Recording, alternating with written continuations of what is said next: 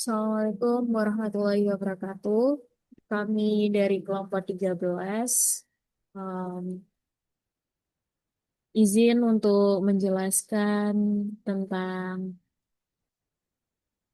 melihat bagaimana GPG bekerja mulai dari persiapan kunci hingga skenario pertukaran pesan rahasia antar partner. Kita menjelaskan proses enkripsi dan deskripsi menggunakan GPG. Next.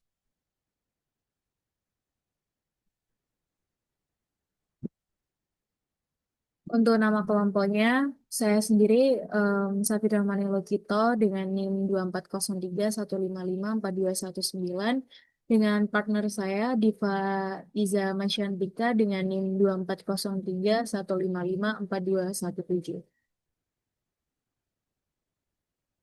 Next. Untuk bagian yang pertama, kita mulai dengan bagian A, yaitu persiapan kunci. Langkah pertama dalam menggunakan GPG adalah memastikan program sudah terinstall dengan benar. Untuk yang pertama yaitu kita diperintahkan memasukkan GPG version, yaitu digunakan untuk mengecek instalasi GPG. Jika muncul versi dan detail lainnya seperti yang terlihat pada slide, berarti program sudah siap dipakai. Untuk selanjutnya, kita perlu melihat kunci-kunci yang kita miliki, yaitu perintahnya GPG list case. Itu akan menampilkan semua public key yang ada di komputer, baik kita baik milik kita sendiri maupun kunci publik orang lain yang sudah kita impor.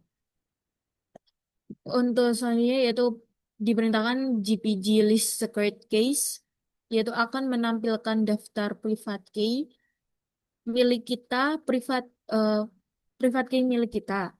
Private key ini bersifat rahasia dan tidak boleh dibagikan karena ini tuh secret case.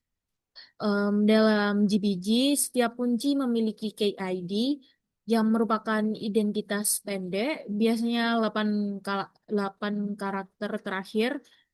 Untuk contoh pada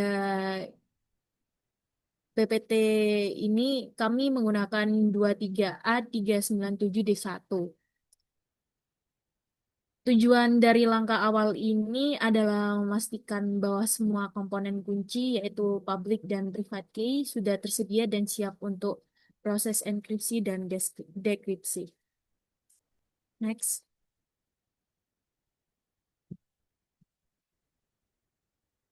Untuk bagian B, yaitu enkripsi dan dekripsi mandiri, yaitu menggunakan kunci sendiri.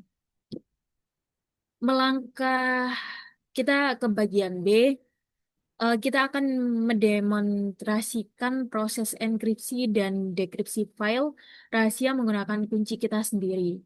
Yaitu yang pertama, kita membuat file rahasia yaitu bernama secretname.txt yang berisi informasi sensitif, contohnya seperti terlihat pada output terminal di slide ini. File berisi nama, NIM, dan password. Untuk proses enkripsinya, yaitu file tersebut kita kunci menggunakan public key kita sendiri. Perintah yang digunakan adalah GPG encrypt recipient atau alamat email secret name.txt. Nanti hasil enkripsinya berupa file berformat GPG. Karena dikunci dengan public key kita, hanya hanya kita yang dapat membuka hasilnya. Untuk proses dekripsinya itu membuka file GPG ini itu menggunakan private key yaitu milik kita sendiri. Perintahnya adalah GPG decrypt secret name.txt.gpg. Em,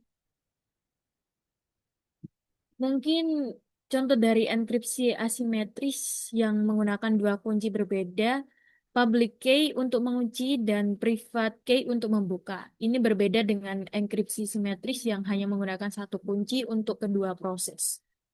Next.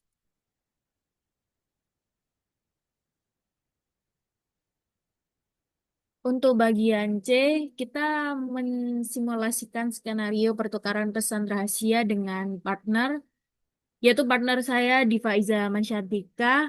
Itu kita tukar gembok public key exchange.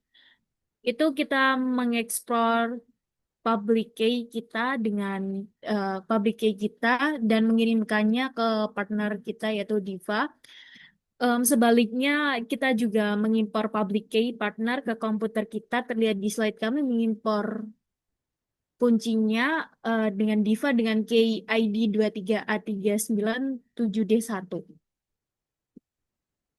Enkripsi untuk partner itu kita membuat file pesan misalnya message for partner.txt dan mengenkripsikannya menggunakan public key partner. Itu nanti hasilnya file .jpg yang tidak bisa kita buka karena hanya partner yang dapat mendekripsi file tersebut menggunakan private key miliknya sendiri. Untuk menerima dari partner, menerima file dari partner itu sebaliknya saat kita menerima file terenkripsi dari partner, kita bisa mendekripsinya menggunakan private keys kita sendiri. Next, Diva.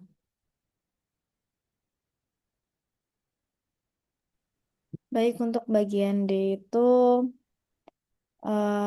untuk kodenya kita dapat menambah banyak public key sekaligus saat proses enskripsi. Kemudian GPG akan membuat file .jpg yang sama, tetapi di dalamnya terdapat beberapa versi session key yang dienkripsi untuk setiap penerima. Dan nanti hasil akhirnya itu kita bisa membuka file dengan private key kita. Kemudian partner bisa membuka dengan private key partner dan dosen bisa membuka dengan private key dosen. Dan satu file tanpa bisa dibuka oleh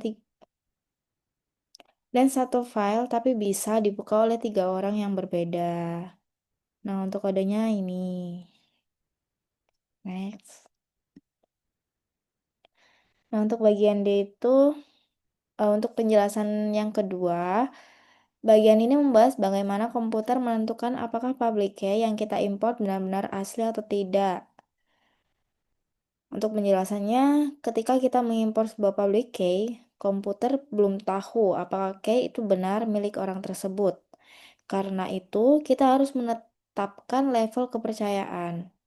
Kemudian trust level pada GPG itu uncount, default, belum ada penilaian, never, dianggap tidak terpercaya atau palsu, marginal, lumayan dipercaya, full, sangat dipercaya sebagai key asli, ultimate, kepercayaan penuh, atau hanya untuk key milik kita sendiri.